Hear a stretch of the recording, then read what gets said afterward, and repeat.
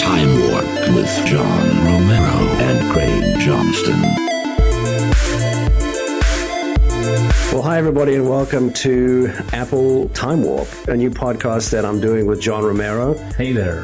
Who you may remember from Wolfenstein 3D and Doom and Quake tons of games. And software. But what you didn't know, maybe, is that John started doing games on the Apple II. Yeah. And he and I are on a mission to interview and speak about Apple II stuff even in 2013. So the purpose of the podcast really is to talk about Apple stuff and maybe to get some people in and talk to them about the games that they wrote back in the 1980s. So welcome, John. Hey, how's it going? It's going well. So hopefully we'll do this on a regular basis, whatever that regular is. Yeah. 6 months, 2 months, whatever, whenever we can get time. But let's start by talking about how you got into Apple II games. So what, high school, then what happened? Well, in high school, actually, when I got out of sixth grade is when I actually started getting into programming. And it was really just because arcades cost money and I really didn't have any money, so I found out that you could actually play for free on a computer, which led to the university in the town that I lived in Rockland, California. And I learned how to program on a mainframe, basically, on a terminal. And until they got the Apple IIs into the computer room, I was basically doing stuff on a mainframe. Then these crazy new computers with color graphics and sound appeared in one of the rooms, and I was like, I'm done with this stupid terminal stuff. So I started to learn how to program the Apple while I was at the university, and I did this, probably until about almost ninth grade. I was just learning by going up there, and I eventually my parents got an Apple II at the house, an Apple II Plus, and we got that in 1981, and that was pretty much the end of me going outside. I used to have a normal kid's existence, riding bikes and going down to the creek. And after getting the Apple, it was all over. It was all about playing games and learning how to take the programming I learned on the mainframe over to AppleSoft Basic. Okay. And I started programming games in Basic on the Apple II. And so on the mainframe, what was the language you used to program games? It was HP Basic. Oh, I see. Okay, it was an HP 9000 mainframe. So that was actually an easy translation. Oh, it was really easy. It was just like, what are the commands to do high-resolution graphics? How do I change the color? Okay. How do I plot a dot? How do I draw a line? That kind of stuff. So 81 is when I actually got the computer at home. So I'd been learning for 2 years how to code, and then finally getting one at home was huge. It was a big deal. Spent all my time doing that, and I've made a lot of Apple II games, and I pretty much lived and breathed the Apple II. So I played pretty much every game that was on the Apple II. I remember everybody's names, the companies, the dates, everything, because I was a programmer and I was in this mode of remembering everything because I'm learning the memory map of the computer, how it works, and everything I'm doing I'm remembering. So as I play all the games, I'm remembering everything about the games, the names and all that. Right. And what are one of your favorite games when you were just playing, but before you started making games? Oh, well, I started making games in '79 when I was learning how to program. So the games that I played were really arcade games before that point. And then on the mainframe were games like Poison Cookie, Hunt the Wumpus, Nimbus, stuff like that. Just these mainframe text things. Adventure was like the coolest one that I had played. Then I started making games. But then on the Apple II, I was playing everything on the Apple II, which was like where the really cool stuff was at. Compared to mainframe, it was not even close. But Gorgon was amazing. Pretty much everything from Broderbund, from Choplifter, and Load Runner, and Droll, and Gumball. Like tons of stuff. Like I remember all of the games from all the companies. I just played everything. I remember, of course, I got addicted to Snakebite, which is from Sirius, but I always used to think that Broderbund seemed to have the best developers, and they used to have the coolest games, like Droll, which is one of these iconic games from Broderbund, but they don't even do games anymore, do they? They do educational software. Yeah, they sold a long time ago. But yes, Broderbund had a very high quality standard. Like they were really all about quality control. Sirius had amazing programmers. And they were very well written games. They just weren't the exact polish that Broderbund was about. You could play a Broderbund game and know that you were playing one because of the polish that was in it. The serious games were all about crazy speed and just like what kind of tricks can this computer do? Right. Like if you remember Way Out, 3D maze game, that was pretty amazing. Back in the day, it was like 4K of assembly language code, right? That Paul Edelstein wrote. And you also had a game that was, well, probably many games, but there was one game that you got published, and I think they even changed the name of it.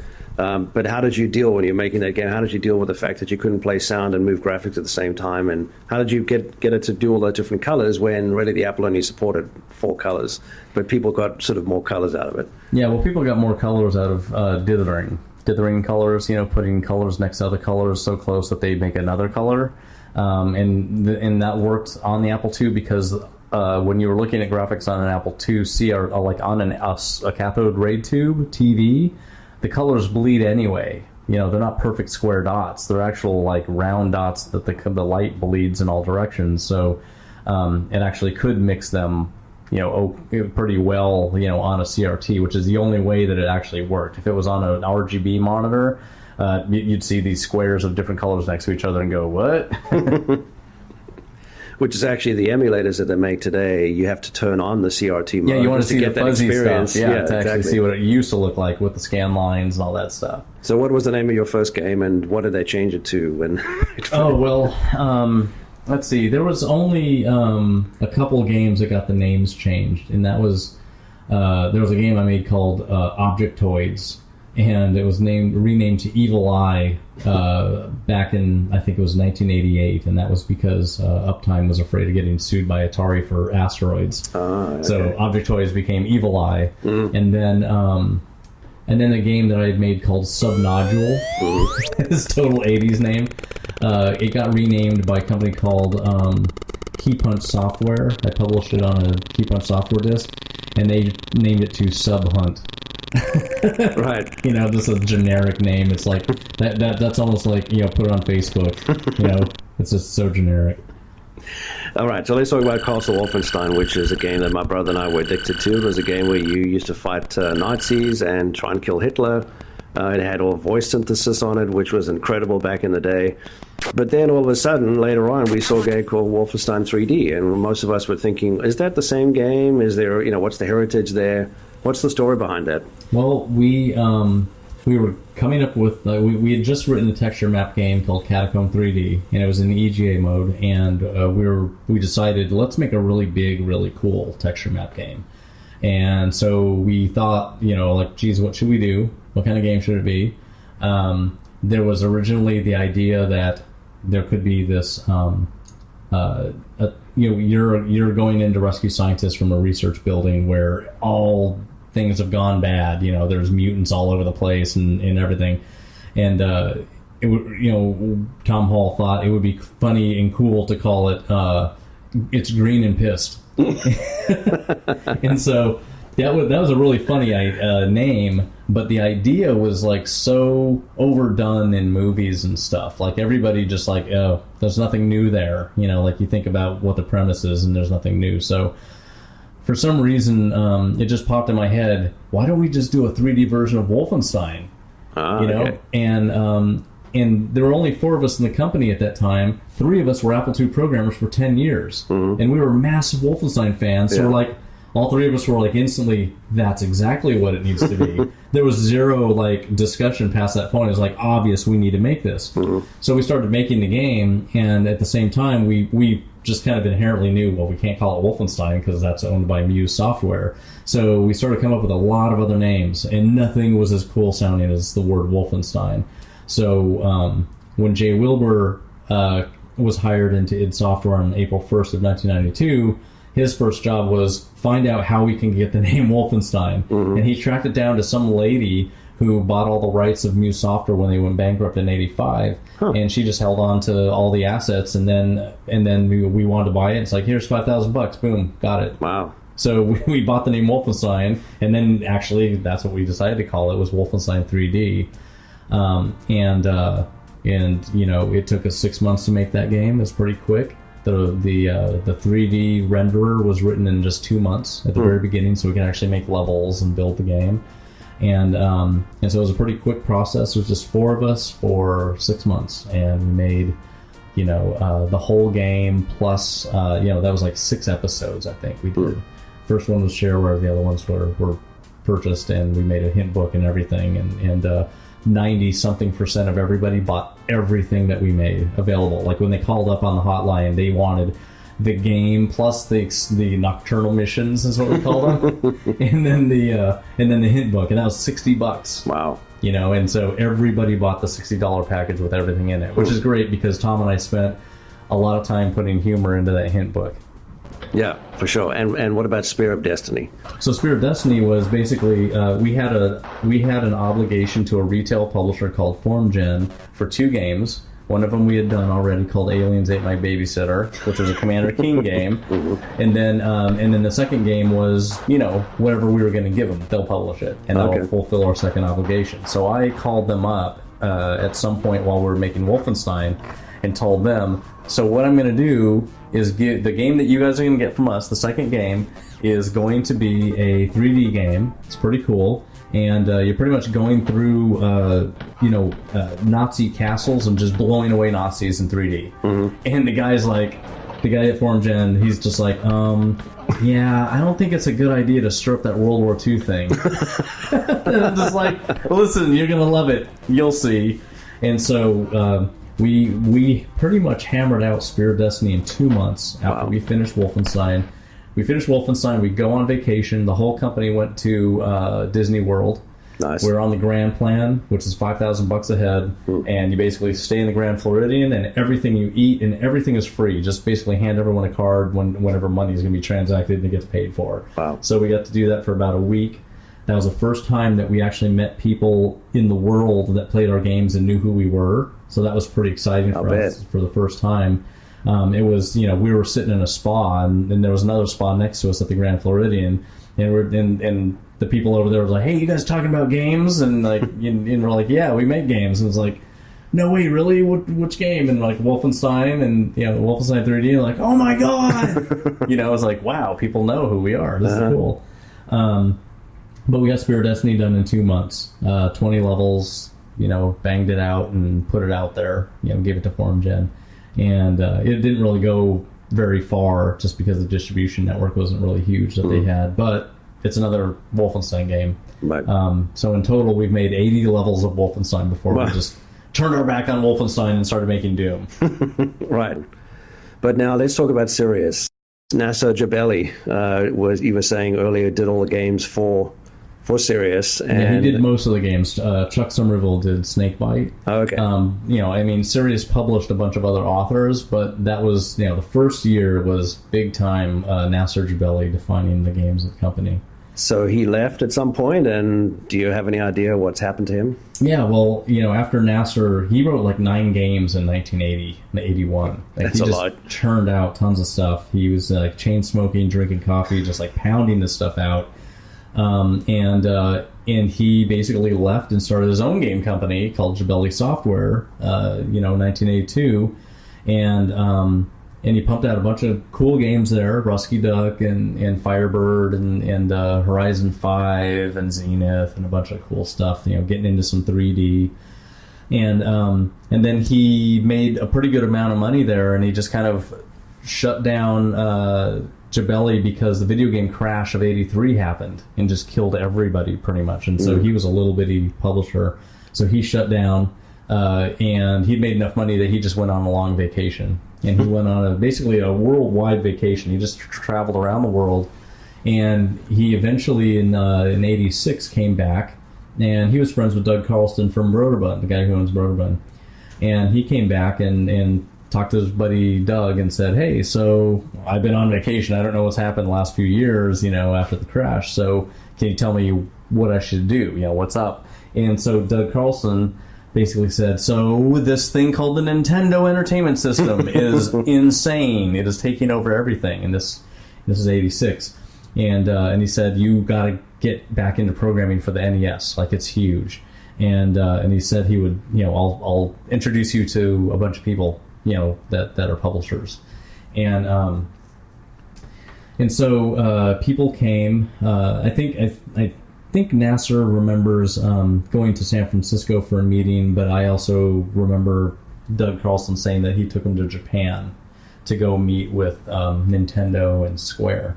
Okay. And so Nasser went over there, and when he was talking to programmers at Square, they asked if he knew who Nasha was. And he's just like, don't know, what are you talking, what do you mean? Like, programmer named Nasha, he makes lots of great games, back on Apple II. And he's like, wait a minute, you mean Nasser? Like, that's my name. And like, oh my God, you're Nasha?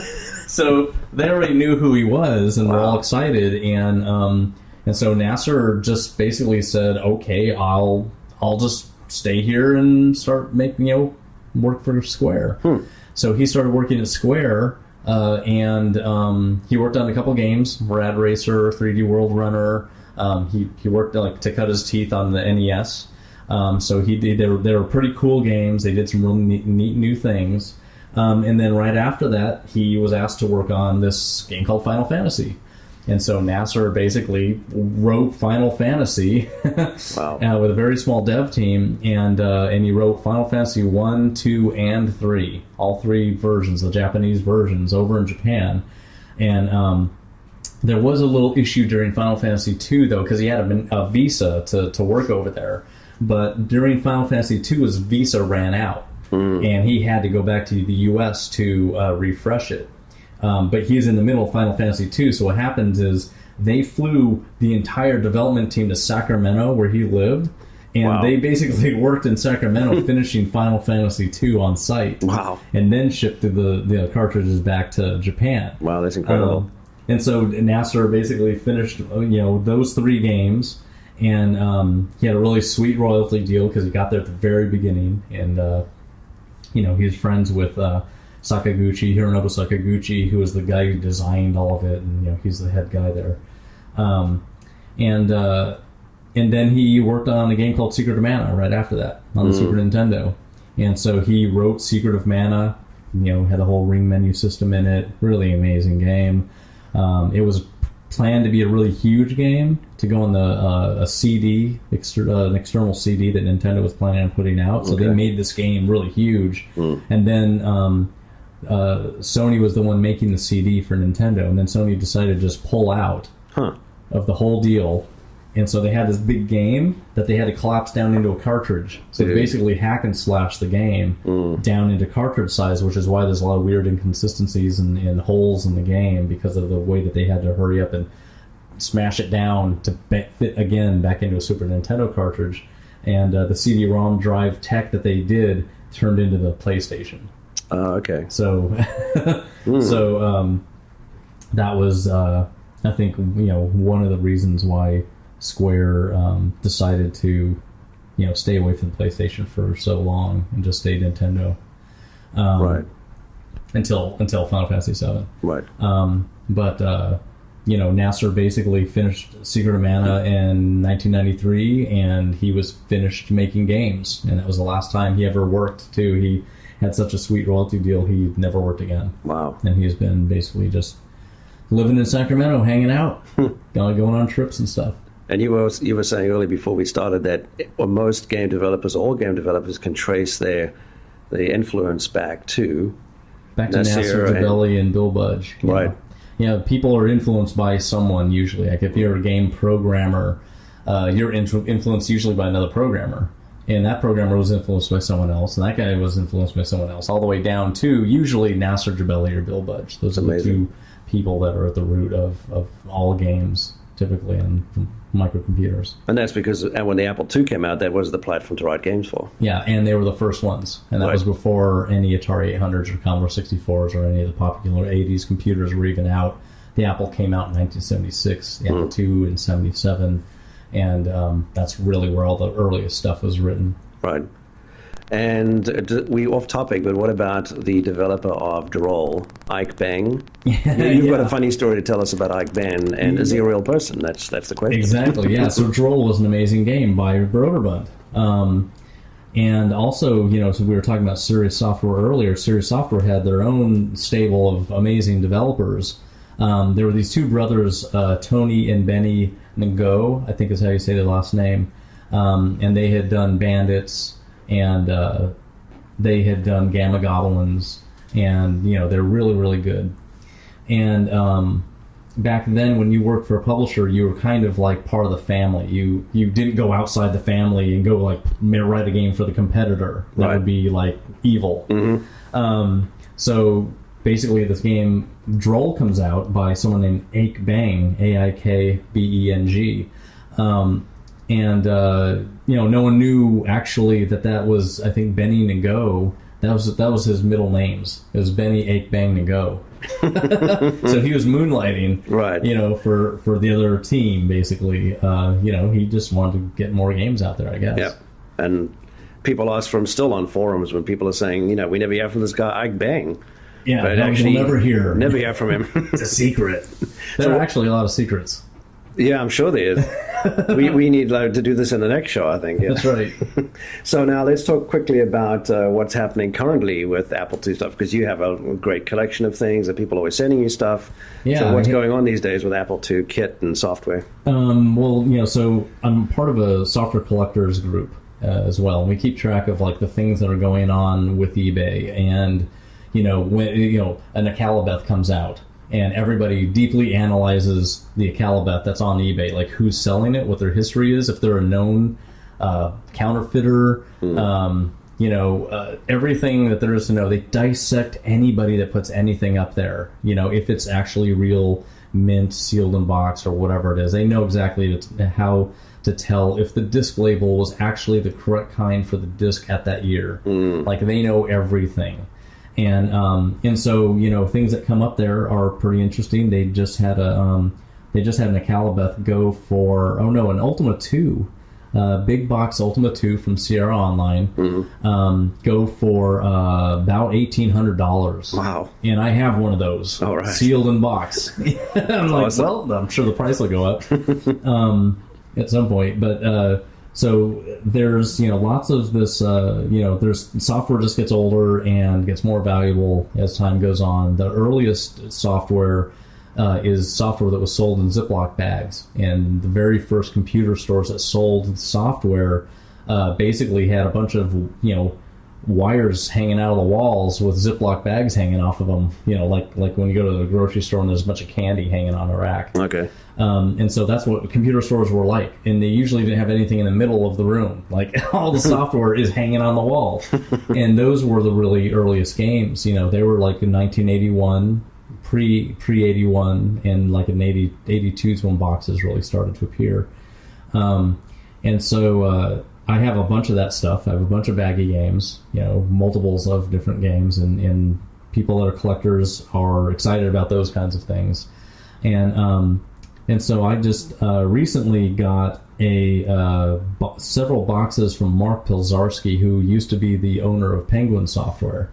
And he basically decided to clean out his closets, and he's kind of done with all the stuff, and he's just like sent me his stuff. And so I got some cool new software, I got some hardware peripherals.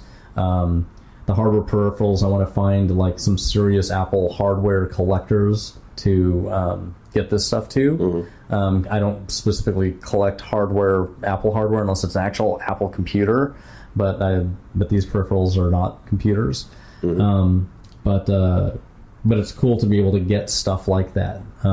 When Silas Warner died in, I think it was 2005, his widow contacted me and basically gave me everything that he had when he died. So I got the master disc for Castle Wolfenstein when he was writing the game. Wow. All the Muse software stuff, early cassette tape stuff from 1978, like retail displays that he used to sell in the stores. His Red Book, the Apple II reference book, the Red Book that had Woz's handwritten stuff in it. I got his Red Book. Just all kinds of cool old stuff. So yeah, I collect a lot of Apple II stuff, and I love getting my hands on any kind of Ziploc baggy games because they're the oldest. Right. And also you are in touch with a lot of the old developers anyway, so that's going to be great when we can try and talk to them on the show. It'll be good to get them in. Exactly. Yeah, there's a lot. I mean, I'm in touch with most Apple II developers, so I can find them.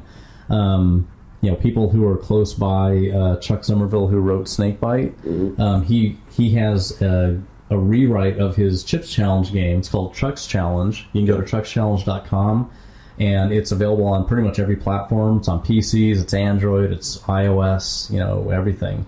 And it's a really cool 3D version of Chips Challenge. It looks really good. And he's a super nice guy. He's nearby. He's got so many awesome stories from the Sirius days. Maybe on the next show I'll talk about a cool secret thing that I found out from him about yes. Lord British. Can't wait. That's right. There's Stuart Smith, who's very hard to find because his name is so common. He is a guy who wrote Alibaba and the 40 Thieves and wrote the Adventure Construction set that shipped, I think in 1985 from EA. So he lives up in Grass Valley, so he can be interviewed. He's pretty close by. Steve A. Baker, S.A.B., the guy who created Soft Tape, Nightcrawler, bunch of real early Rocket Fighter, really early games. He lives nearby, so he's a friend on Facebook. He's one of the earliest game makers on the Apple II. He's as early as Bob Bishop was back in the very beginning. Paul Ludus, if you remember Paul Ludus. He wrote Graph4th and Apple Writer. So those, all these guys are around here. Tons of them. Bill Budge works at Google down the street. Really? Yeah. Wow. Mark Trammell's in California. He's down in San Diego, but he's a guy who made Beer Run, Free Fall, Sneakers, a bunch of really cool stuff. But yeah, everybody, tons of those people around here. Warren Robinette comes out here on the Atari 2600. Howard Scott Warshaw's out here. Just tons of people. And what's good is that even if they're not close, Skype is always around for you to jump on and chat anyway, right? So we can always do it. That's the joy of having things like that and high-speed internet these days, so you can just talk to anybody wherever they are. Yeah, I've been doing... I have a site called the Romero Archives, and I basically am interviewing game programmers / designers from the early days about their process and how they coded and everything, in detail, 6502 detail. And I've been doing in-person video interviews, but the very earliest ones I did over Skype, Chris Crawford. Did an interview with him over Skype talking about Storytron and what he's doing. And Don Daglow and just Bob Bates and Sid Meier and just the Serotex, just tons of people I've been interviewing. I even got to interview Mark Pilzarski for a couple hours when I was in Chicago. So I'm continuing to do that, and this show can be kind of part of those archives. Yeah, that'll be awesome. And one last thing I was thinking of is Jordan Mechner recently re-released Karateka, or he says Karateka. Yeah. The way he pronounces it. I've always said Karateka. Everyone said Karateka, and it is Karateka. And what was the most amazing thing is when you used to play that game as a kid, you would think, wow, this is so realistic. They've got the movements down and everything. And when you watch that, he talks about how he would film his father, doing those movements, and it's the most incredible thing that he had all that forethought to do all of that for a game. Yeah, you could actually download the book as well on Kindle, which is The Making of Karateka, and he has The Making of Prince of Persia as well. And you can see, from reading the book, you can see how he was just conflicted. He didn't know if he even really wanted to make games. He was just really good at it, but he really wanted to make movies or write movies. So the whole way that you're reading this book, you're like, oh my God, he might not make games, and it's funny because he's just conflicted, but he cut so many classes in school to make Karateka, and he has a whole journal at home. I went and just had a pool party at George Mechner's place not too long ago with Rob Pardo, the lead designer of World of Warcraft. So we brought all our kids over to the house. And so we had this pool party, but he's got, Jordan at his amazing house in LA has this really awesome office in the backyard, a whole separate building that you go into, and it's all game stuff everywhere. And he's got he showed me his Karateka journal that he hand wrote and everything. And he kept track of which days, which classes he skipped on those days, so he didn't skip them the next time, so he could interleave skipping, that's right. And when he worked out, when he went to the gym, how many hours he spent working on the game, in meticulous detail. he kept track of everything as he was making Karateka. Wow. For some reason. And, the game did have a lot of really interesting features, like the rotoscoping that he did for the animation. And he had those ideas by talking to other people, and it took him years to make Karateka. Like, it was not like he just jammed it out really quick. This took a long time, but he got so much encouragement from people about how great the game was looking that kept on pushing him. But it was so funny to read in the book just like how little he worked on it, because he was just busy doing all kinds of other fun stuff, And so it's we're lucky the game came out, basically. Okay. And he just had a lot of cool stuff going on. It's a really great book to read, The Making of Karateka. I must get that.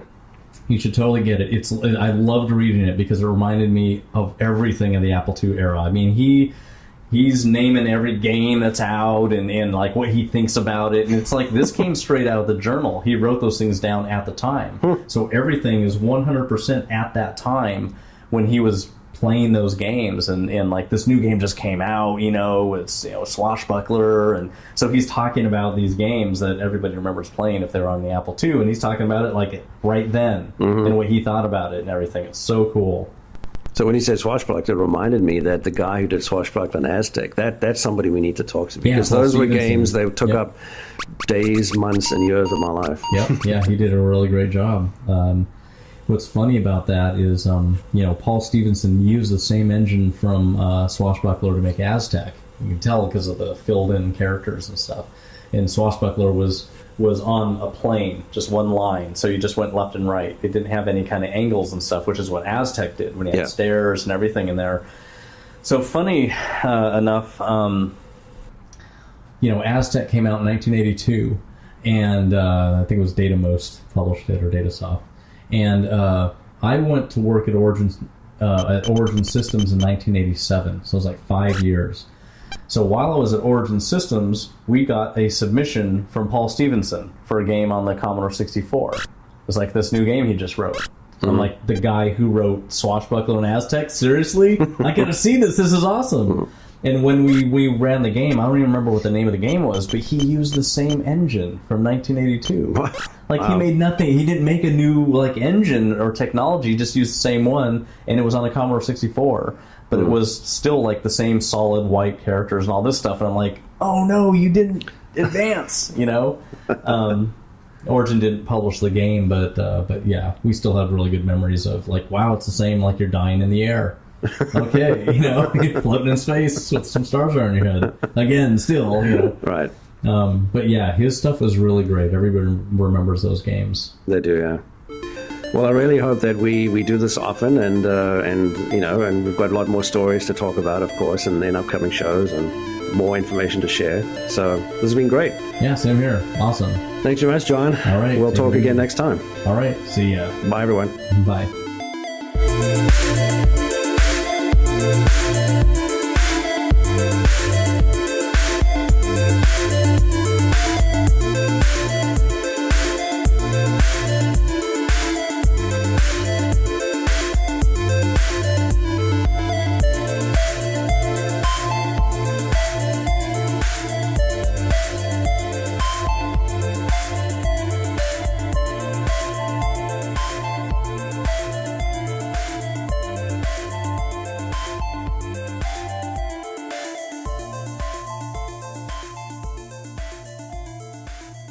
Apple.